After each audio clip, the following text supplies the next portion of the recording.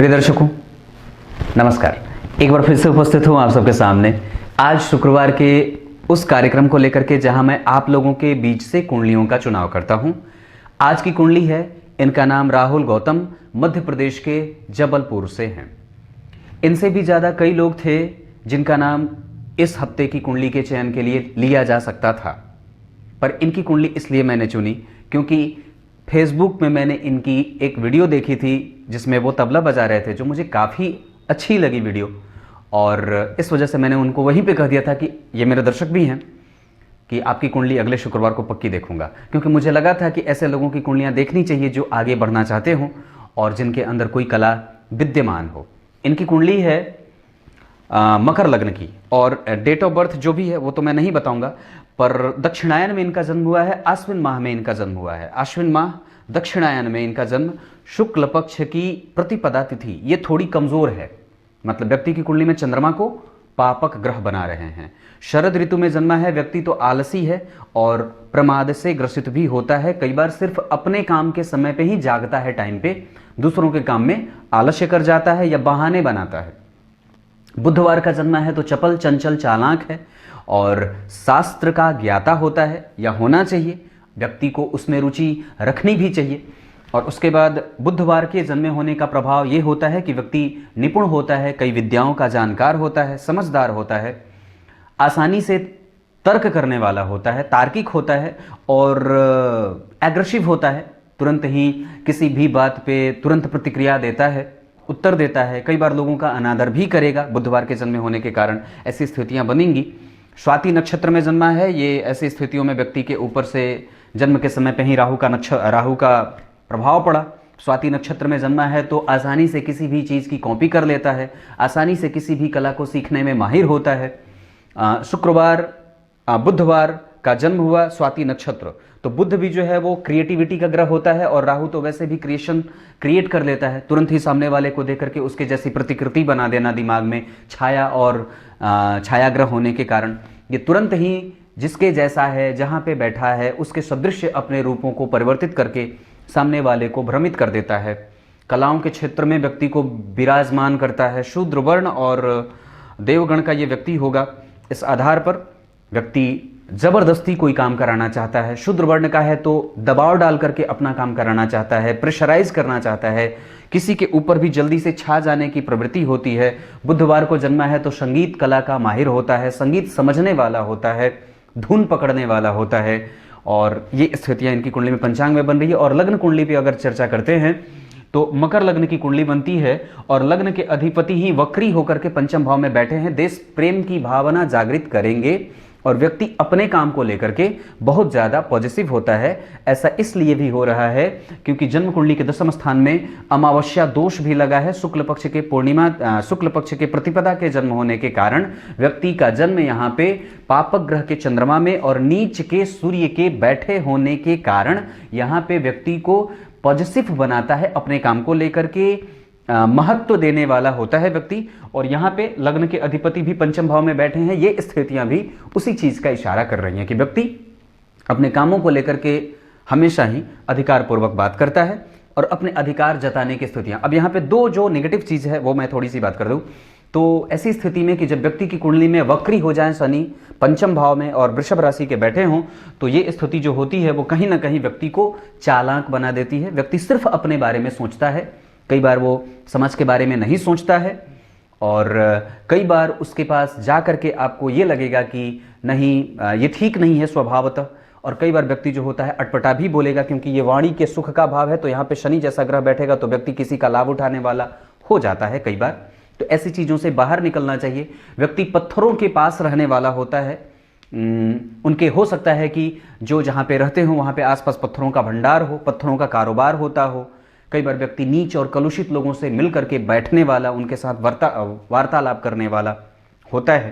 तो इन सब चीज़ों से थोड़ा बच करके रहना चाहिए और अपने प्रभावों को अच्छे लोगों से मेल मिलाप बढ़ा करके अपने प्रभावों को और ज्यादा समुचित दिशा और निर्देश उसे दिया जा सकता है।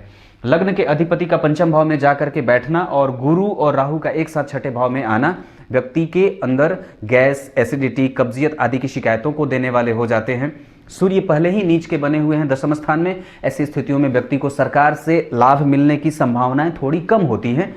हालांकि वो दिग्बली हैं पर नीच के बैठे हैं इस वजह से, और उनका अधिपति त्रिकोण में बैठा है वो भी नीच ही हो रहा है, क्योंकि बुध की डिग्री 23 अंश की है और शुक्र की डिग्री 8 अंश की है। तो इस वजह से सूर्य का जो नीचत्व भंग हो रहा है वो कम और कमजोर हो रहा है। इसके कारण से भी व्यक्ति को कई बार मन मुताबिक कैरियर नहीं मिलता है, और कैरियर में उसको पकड़ने के लिए जो भी चीज व्यक्ति करना चाहता है अपने जीवन में, उसको करने के लिए कई बार मेहनत ज्यादा करनी पड़ती है और तकलीफें भी जीवन में झेलने की स्थितियां बनती हैं। यहाँ पे शनि बैठे हैं तो माता से दूर और दूरियां पैदा करता है। उनके स्वभाव से, उनके व्यवहार से कई बार व्यक्ति माता पिता को कष्ट भी देता है। मकर लग्न के हैं तो भरोसेमंद नहीं है। अपने भरोसे को जीतने का आपको पहले प्रयास करना चाहिए। सामने वाले को किस तरीके से अपने पक्ष में लेना है, ये बात आपकी कुंडली में मैं कमजोर देख रहा हूं, क्योंकि सूर्य जब नीच का होता है तो व्यक्ति के बिगड़ने के चांस ज्यादा हो जाते हैं और व्यक्ति अपना प्रभाव एक बहुत बड़े मास लेवल पे लोगों के बीच में नहीं बना पाता है। ये एक कमजोरी होगी, क्योंकि ये दशम स्थान जो होता है वो व्यक्ति को ऑडियंस देता है, व्यक्ति को लोग देता है और लोगों के प्रतिनिधित्व के तौर पर व्यक्ति के अंदर उस क्षमता को विकसित करता है। दशम स्थान में ग्रहण का लगना, सूर्य और चंद्रमा का रहना, और साथ ही साथ जन्म कुंडली में नीचाभिलाषी चंद्रमा और नीच के सूर्य, शुक्र और बुध का गुरु से केंद्र में जाना, यह सरस्वती योग बनाता है, जहां व्यक्ति को कला के क्षेत्र में, वाद्य यंत्र के क्षेत्र में और कई प्रकार के ऐसे क्षेत्रों में जो संगीत से जुड़ा हुआ हो या कला क्षेत्र से जुड़ा हुआ हो, इसमें भेजने वाला या उसमें पारंगतता हासिल कराता है। पर उस चीज की मजबूती के लिए कहीं ना कहीं व्यक्ति की कुंडली में सूर्य और चंद्रमा को मजबूत होना चाहिए, क्योंकि अगर कुंडली में सूर्य और चंद्रमा मजबूत नहीं होंगे तो कहीं ना कहीं स्थितियां कमजोर हो जाती हैं। लग्न कुंडली के बाद नवमांश में मैं इतनी ही सारी स्थितियों को अगर देखता हूं तो यहां पे लग्न कुंडली में अष्टम भाव के अधिपति सूर्य बनकर के 7 नंबर की राशि में बैठे हैं। ये कहीं ना कहीं अष्टमेश होकर के अगर दशम में जाएंगे तो कैरियर को कमजोर भी करेंगे और व्यक्ति को कई बार मन मुताबिक सफलता नहीं मिलती है। तो ये काम आपको कर लेना चाहिए कि अपने आप को प्रत्येक दिन कैसे मजबूत करेंगे कैरियर के दृष्टिकोण से। आपका प्रत्येक दिन का काम कितना आपको आगे बढ़ा रहा है और आपके आत्मविश्वास को कितना मजबूत कर रहा है। साथ ही साथ आप प्रत्येक दिन कुछ नया कब और कैसे सीख रहे हैं, आपके अंदर सीखने की कला कितनी विकसित हो रही है। क्योंकि बुध और शुक्र गुरु से केंद्र में है, ये स्थिति बहुत अच्छी बना रहे हैं आपकी कुंडली में, जो बेहतर लेवल पे जाकर के अपने प्रभावों से समाज के एक बड़े लेवल पे और लार्ज स्केल पे लोगों को प्रभावित करें। चाहे अपनी कला की बात हो, चाहे अपने संगीत के माध्यम से हो, चाहे वो वाद्य यंत्र के माध्यम से हो, किसी भी माध्यम से आप लोगों को प्रभावित कर सकते हैं। आपकी कुंडली में ये योग है, परंतु उसको विकसित करने के लिए आपको कम से कम अपनी कुंडली में सूर्य को मजबूत बना लेना चाहिए। बजरंगबली की प्रत्येक दिन आराधना करने से आपको किसी के साथ भी असमंजस की स्थिति में नहीं रखने वाले बना देंगे वो आपको, और क्लियर माइंडसेट वाला व्यक्ति बन जाता है। सूर्य कमजोर होता है तो कहीं ना कहीं कमजोर होगा। यहां पे भी वो जन्म कुंडली में रोग भाव में बैठे हैं और 7 नंबर की राशि में बैठे हैं। पर एक बात जो कि बहुत अच्छी है इस कुंडली में, वो ये देखने में आ रही है कि व्यक्ति की कुंडली में लग्न में भी सूर्य नीच के हैं और नवमांश में भी जन्म कुंडली में नीच के हैं। बाकी के अन्य चार्ट में भी अगर देखता हूं तो D10 चार्ट में भी सूर्य नीच के ही हो रहे हैं। यहां पे 7 नंबर की राशि D7 चार्ट में भी जन्म कुंडली में सूर्य नीच के ही हो रहे हैं लग्न में। और ऐसे करके अगर विद्या भाव देखता हूं तो चतुर्विशांश कुंडली में भी जो आपकी कुंडली के सूर्य हैं वो स्वग्रही हैं, तो वहां पे वो ठीक हो रहे हैं, विद्या के लिए ये क्षेत्र अच्छा बन रहा है। पर आपकी कुंडली में सूर्य और चंद्रमा कम से कम कमजोर और सूर्य की स्थिति भी कहीं ना कहीं निगेटिव जा रही है। इस चीज को बढ़ाना होगा। अपने नैतिक तत्व के अंदर, मतलब अपने शरीर के अंदर, अपने विचारों के अंदर, अपने व्यवहार के अंदर नैतिकता का पालन जरूरी है। यहां पे राहु गुरु पेट की स्थितियों को कमजोर करने वाले और व्यक्ति को निरंतर ही, आपकी कुंडली में राहु यहां गुरु के साथ शुभ ग्रह की राशि में बैठे हैं, यहां पर आपको सपोर्ट कर रहे हैं वो, और प्रतियोगिता को नुकसान से मुक्त रख रहे हैं। प्रतियोगिता आपके जीवन में बड़ी कम है, अगर उसको आप ठीक कर लेते हैं तो निसंदेह एकदम आप आगे बढ़ सकते हैं। आपकी कुंडली में ऐसी स्थिति है कि व्यक्ति श्रेष्ठ कलाकार बन सकता है। अब एक एक ग्रहों पे आपकी चर्चा कर देता हूं। सबसे पहले मैं ये जो अभी बता रहा था वो आपकी कुंडली के परिदृश्य को बता रहा था। अब ध्यान से समझिएगा, आपकी कुंडली में लग्न खाली है, लग्न के अधिपति का पंचम में जाना ये अच्छी बात होती है। धन भाव के अधिपति का पंचम में जाना पर वक्री है, इस वजह से अपने स्वभाव को निरंतर बेहतर बनाने का प्रयास करिए। वाणी आपकी कठोर है और हो सकती है कि कई बार आप उत्तेजित होकर के लोगों को उल्टा भी बोल देते होंगे, क्योंकि कुंभ राशि यहां बन रही है, राशि के अधिपति पंचम में गए हैं, शुक्र यहां का अधिपति नीच का है, तो इसके वजह से दूसरे भाव को भी बल नहीं मिल रहा है। भाग्य का सपोर्ट आपके पास होगा, क्योंकि वहां पे भाग्य भाव में दो दो शुभ ग्रह बैठे हैं। जन्म कुंडली में केंद्र त्रिकोण राजयोग बना है, जन्म कुंडली के अष्टम भाव के अधिपति का दशम में जाना ये कमजोर कर रहा है। ये सब सारी बातें मैंने पहले बता रखी हैं। सूर्य यहां है, ये आपके पिता के साथ संबंधों को कमजोर भी करेंगे क्योंकि नीच के हैं, पर उसका लाभ आपको मिल सकता है।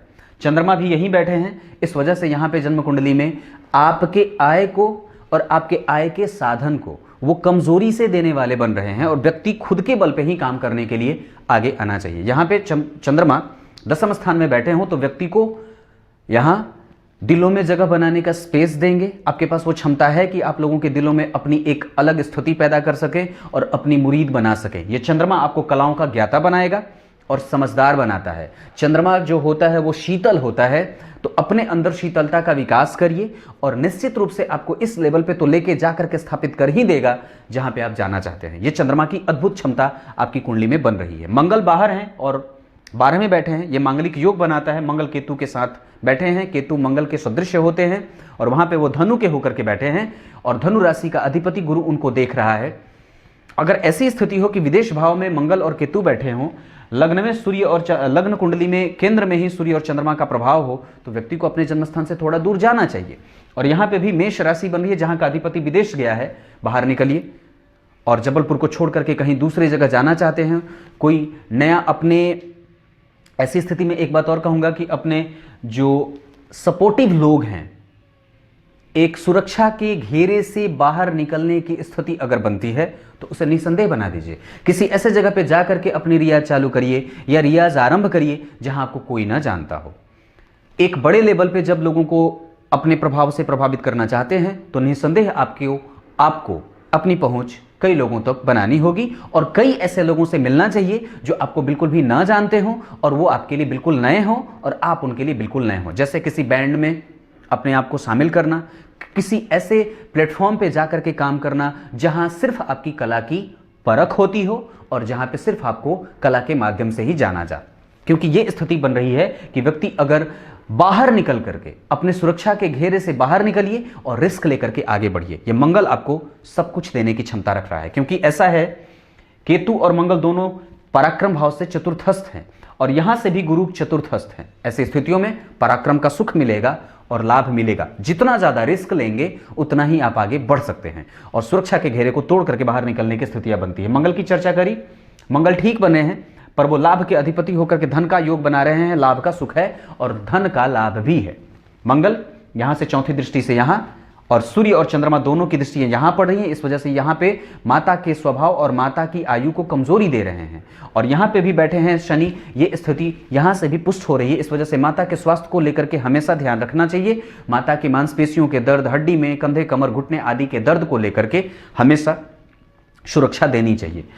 मंगल की 7वीं दृष्टि यहां और 8वीं यहां है, पर नीच दृष्टि यहां पड़ रही है, इस वजह से व्यक्ति को निसंदेह ही दाम्पत्य को मिला करके आरंभ करना चाहिए। पत्नी सुंदर मिल सकती हैं, कार्मिक मिल सकती हैं, आपके क्षेत्र से मिल सकती हैं और दाम्पत्य ठीक रह सकता है। पर सूर्य और चंद्रमा के अमावस्या दोष का प्रभाव कहीं ना कहीं चतुर्थ भाव पे भी पड़ेगा और यहाँ के अधिपति मंगल 12वें गए हैं, केतु जैसे और राहु जैसे प्रभावकारी ग्रह के साथ बैठे हैं।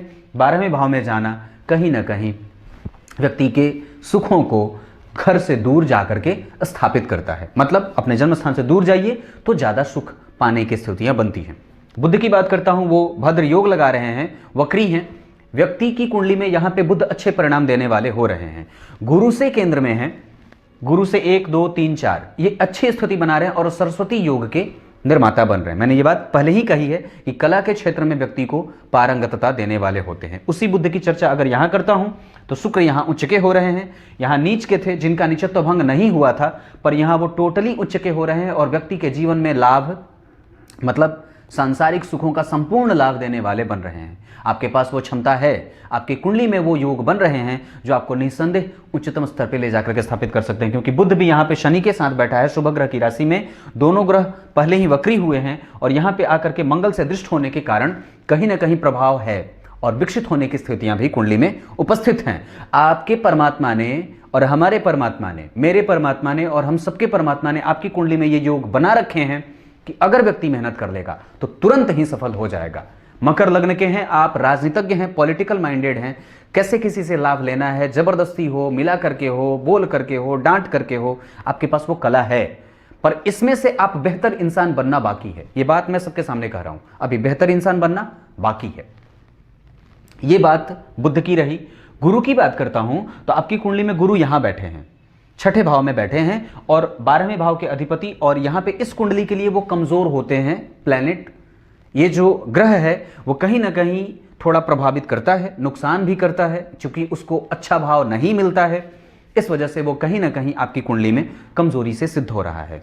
पर उसकी 5वीं दृष्टि आपकी जन्म कुंडली के 10वें स्थान पे जा रही है। यहां पे 1 2 3 4 5 ऐसी स्थिति में वो कैरियर को सपोर्ट कर सकता है। गुरु जैसे ग्रह 12वें भाव के अधिपति होकर के और पराक्रम भाव के अधिपति होकर के छठे भाव में बैठे हैं, मतलब व्यक्ति के जीवन में कहीं ना कहीं प्रतियोगिताएं हैं। और ऐसा बिल्कुल भी नहीं है कि आपको आसानी से कोई चीज मिलने वाला है।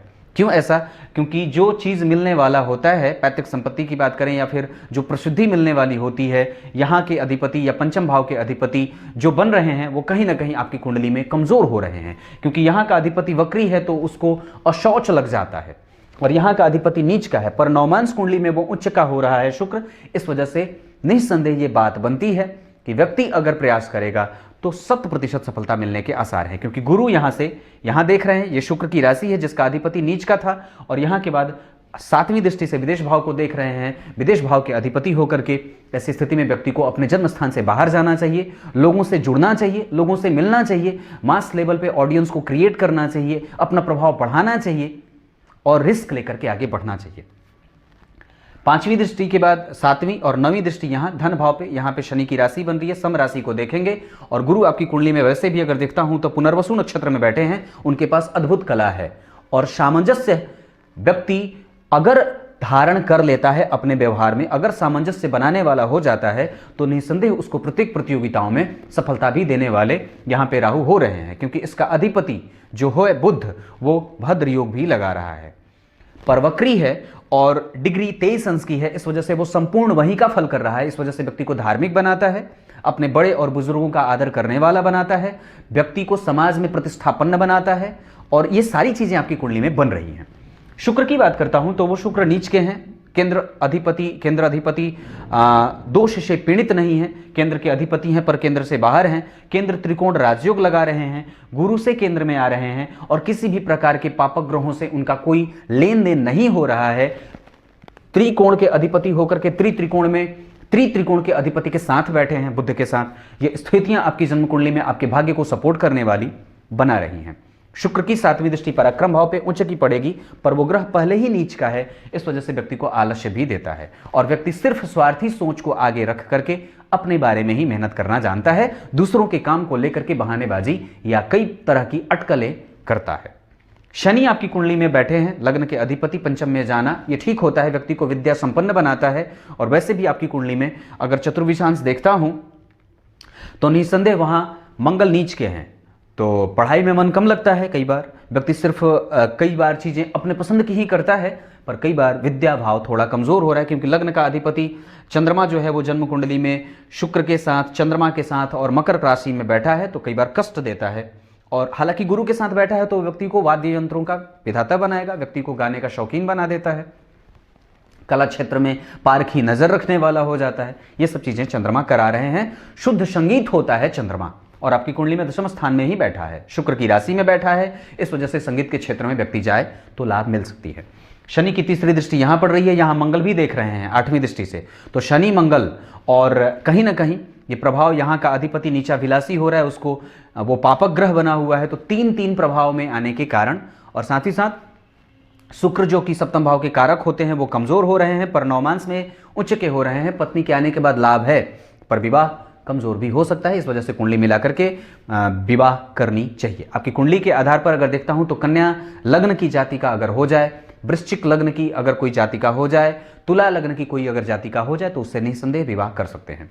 आपके जन्म स्थान से राशि के आधार पर अगर देखता हूं तो आग्नेय कोण में, मतलब पूरब और दक्षिण के कोण पर अगर जाकर के कोई दिशा अगर चुनना चाहते हैं तो निसंदेह चुन सकते हैं। आपकी कुंडली के आधार पर आग्नेय कोण की दिशा आपके लिए बहुत ज्यादा लाभकारी हो सकती है। आपकी कुंडली के आधार पर शनि की तीसरी दृष्टि यहां, शनि की 7वीं दृष्टि यहां पड़ रही है। ये वृश्चिक राशि है जहां के अधिपति धन का संयोग कर रहे हैं। नवमांश कुंडली में भी अगर देखता हूं तो शनि आपकी कुंडली में बैठे हैं पराक्रम भाव में। इसकी चर्चा मैंने कर रखी थी क्योंकि मंगल की 8वीं दृष्टि यहां पे पड़ रही थी जो कि नीच की दृष्टि पड़ रही थी। इस वजह से शनि और बुध के पड़ने के कारण यहां पे छोटे भाई बहनों के सुखों को कई बार वो लाभ भी देते हैं, पर उनके साथ संबंध बराबर का होता है, ना बहुत ज्यादा निकटता का और ना बहुत ज्यादा दुराव होता है। शनि की 10वीं दृष्टि यहां पड़ेगी और यहां पे अपनी खुद की राशि को देखेंगे तो ऐसी स्थिति में व्यक्ति को धन के लिए कई बार भटकाव भी देते हैं। व्यक्ति कई बार खर्च ज्यादा करता है और धन अपना बचाना चाहता है पर दूसरों का खाना चाहता है। लालच व्यक्ति के अंदर पैदा हो जाती है क्योंकि इसके पीछे कारण है कि व्यक्ति के जन्म कुंडली में जो 10 नंबर लिखा है वो मूलतः यहाँ की राशि नहीं है, वो मूलतः दशम स्थान की राशि है। लग्न कुंडली में भी यहाँ पे वृषभ राशि बन रही है, नवमांश कुंडली में भी यहाँ का अधिपति उच्च का है, तो व्यक्ति सुख और संसाधन से और इन सब चीजों का व्यक्ति मैटेरियल वर्ल्ड में ज्यादा अपनी आसक्ति बढ़ा करके रखा हुआ है, शौकीन है और जल्दी ही विकास करना चाहता है। तो ये बातें बनती हैं कुंडली में। अब क्या बताऊं, लगभग तो सारी चीजें बता रखी हैं। आपकी कुंडली में सरस्वती योग घटित हो रहा है जो कि बहुत अच्छी बात है। लग्न के अधिपति का जन्म कुंडली में स्थिर राशि में जाना जन्म कुंडली में ये बात दिखा रही है कि व्यक्ति को कहीं ना कहीं ऐसी स्थितियों में देर से या स्थिरता के साथ ही विकास के योग बनते हैं। लग्न के अधिपति जन्म कुंडली में शुक्र की राशि में गए हैं, स्थिर राशि है। यह बात बता रहा हूं कि धीरे धीरे ही विकास होगा पर आपको बाहर निकलना चाहिए। जन्म कुंडली के त्रिकोण में दो शुभ ग्रहों का बैठना, सूर्य के नीच होने के कारण यह कुंडली कमजोर हो रही है। चंद्रमा के प्रभावों को कमजोरी मिल रही है क्योंकि वो शुक्ल पक्ष के पूर्णिमा के हो रहे हैं, ये पापक हो जाते हैं। मंगल बाहर गए हैं, इस वजह से व्यक्ति को मेहनत भी करनी होगी क्योंकि लग्न के अधिपति पहले ही स्थिर राशि में आ रहे हैं। पर नवमांश कुंडली में लग्न के अधिपति उच्च के हो रहे हैं और गुरु बाहर जा रहे हैं। इस वजह से व्यक्ति के अंदर धार्मिक तत्व कभी कभी, या हो सकता है कि दाम्पत्य में आने के बाद व्यक्ति या पत्नी कई बार धार्मिक तत्व की नहीं मिलती हैं, या हो सकता है कि वो काम कला में निपुण में, या हो सकता है कि वो आपको आकर्षित करने के पीछे ही भागती रहे। दूसरी बात यहाँ पे ये बनती है कि व्यक्ति की कुंडली में पत्नी के विलंब, बीमार और स्वास्थ्य में कमजोर होने की स्थितियां बनती हैं और व्यक्ति की पत्नी के साथ व्यक्ति के संबंध जो होते हैं वो पत्नी के साथ कई बार टालम टोल वाले भी होते हैं। ये स्थितियां विचार करने वाली हैं क्योंकि शनि और मंगल दोनों का प्रभाव जन्म कुंडली के सप्तम भाव को बुरे तरीके से प्रभावित कर रहा है। ये बात यहां तक कमजोर नहीं है। इस कुंडली की सबसे अच्छी बात जो है वो ये है, त्रिकोण में बुध और शुक्र का बैठना, लग्न के अधिपति का त्रिकोण में बैठना, जन्म कुंडली के सप्तम भाव के अधिपति का सूर्य जैसे ग्रह पर सप्तमेश और अष्टमेश का एक साथ जाना ठीक नहीं होता है। इस वजह से विवाह मिला करके ही करें। अपने किसी भी कार्य को शुरू करने से पहले या जहां भी आप अगर 10 लोगों के बीच में रह करके काम करते हो, उन सभी लोगों के साथ संबंध जितना ज्यादा हो सके बेहतर बनाने का प्रयास करिएगा क्योंकि हो सकता है कि आपके प्रभाव लोगों पे कम पड़ते हों, या हो सकता है कि लोग आपके बारे में कई बार अच्छे विचार न रखते हों। वाणी का ख्याल विशेषतया रखनी है क्योंकि आप शनि से प्रभावित हैं, तो किसी को भी गाली गलौज करना, किसी को भी उल्टा बोल देना, किसी को भी कुछ भी बोल देना अपने स्वार्थ के लिए, अपने स्वार्थ की सिद्धि के लिए किसी को भी कुछ कह देना, ये ठीक नहीं बात है और बिल्कुल भी ये अच्छी बात नहीं होनी चाहिए क्योंकि शनि की स्थिति यहां बन रही है, शनि उसको देख रहे हैं तो व्यक्ति को कई बार कटु वचन भाषी भी बनाते हैं। तो आपके पास वो कला है कि आप अच्छाई से पेश आकर के किसी से भी अपना काम निकलवा सकते हैं, पर यह बात मैं कुंडली में कमजोर देख रहा हूं क्योंकि मंगल की भी दृष्टि यहां पे है। मंगल यहां पे केतु के साथ बैठे हैं 12 में, वो व्यक्ति को एग्रेसिव बनाते हैं, उग्र बनाते हैं, व्यग्र बनाते हैं, चिंता से ग्रसित बनाते हैं और व्यक्ति को कई बार भटकाव भी देते हैं। सूर्य नीच का है, गुरु रोग में बैठे हैं, राहु के साथ वो प्रभावित कर रहे हैं अपने आप को। इस वजह से हमेशा ही याद रखिएगा कि जितना ज्यादा हो सके शुद्ध, चैतन्य और सात्विक बनना है। किसी का भी लाभ लेने की स्थिति अगर बनती हो कुंडली में किसी भी व्यक्ति को, तो उसके लिए आपको 2 बार सोच लेना चाहिए। कुछ इसी तरीके से आज के कार्यक्रम का समापन करते हैं। तब तक के लिए इजाजत दीजिए, कल एक बार फिर से उपस्थित होंगे एक नई कुंडली के साथ। तब तक के लिए बहुत बहुत नमस्कार। एक बात बताना भूल गया था, वो बता देता हूं। आपकी कुंडली में गुरु की, शुक्र की और मंगल की, इनकी दशाएं आपकी कुंडली के लिए सामान्य जाने वाली हैं, क्योंकि गुरु 12वें भाव के अधिपति और इस कुंडली के लिए कमजोर होते हैं। शुक्र योग कारक होते हैं, पर जन्म कुंडली में वो नीच के हैं, पर नवमांश में उनकी स्थिति अच्छी बन रही है। पर फिर भी एक बात बता देता हूं, तो वो थोड़े सामान्य ही जाएंगे। मंगल की दशा आपकी कुंडली में सामान्य जाएगी, मतलब इनकी दशाओं में हो सकता है कि आपको कुछ विशेष ना दिखे, पर बाकी के जितने ग्रह हैं, चाहे वो सूर्य की बात हो, राहु की बात हो, केतु की बात हो, शनि की बात हो, चंद्रमा की बात हो या बुध की बात हो, इन सब की दशाएं अच्छी जाने वाली हैं। और इनकी दशाओं में आपको मेहनत भी करनी होगी और उस मेहनत में आपको परिणाम भी दिखेगा। गुरु की अभी दशा चल रही है और गुरु आपकी कुंडली में कमजोर है अभी, मतलब सामने से ये बात दिख रही है कि व्यक्ति की कुंडली में अभी जो वक्त है वो प्रतियोगिता करने का है, और क्रमशः ये दशा अभी चलेगी 2034 तक। पर इसका मतलब ये नहीं है कि 2034 तक आप प्रतियोगिता ही करते रहेंगे। अंतरदशा में ग्रह गुरु में बुध आ रहे हैं 2023 के 5वें महीने में। अगले 3 साल पूरा रगड़िए, जितनी ज्यादा हो सके अपने आप को मजबूत बनाइए, प्रत्येक तरीके से, विचारों से, व्यवहार से, ज्ञान से। परिपक्वता के मामले में अभी आगे बढ़ना जरूरी है। अभी बहुत ज्यादा बचपना भी सिद्ध हो रहा है। 2001 के हैं, 19 साल के बसंत कोई बहुत बड़े बसंत नहीं होते हैं और इसमें बहुत सारी चीजें सीखने की स्थिति भी बनती है। तो 2023 का 5वां महीना, उस समय से आपकी कुंडली और भी ज्यादा मजबूती की तरफ बढ़ जाएगी। अगर कोई रत्न पहनना होगा तो आप हमेशा ही याद रखिएगा, इस कुंडली के आधार पर आपको बुद्ध का रत्न पन्ना पहन लेना चाहिए। और ऐसी स्थिति में कि प्रत्येक चार्ट में भी मैं उन्हें अच्छा ही देख रहा हूं। अब मुझे लगता है कि मैंने सारी चीजें बता रखी हैं। अगर कुछ पूछना होगा तो निसंदेह संपर्क कर सकते हैं। तब तक के लिए अब नमस्कार करता हूं।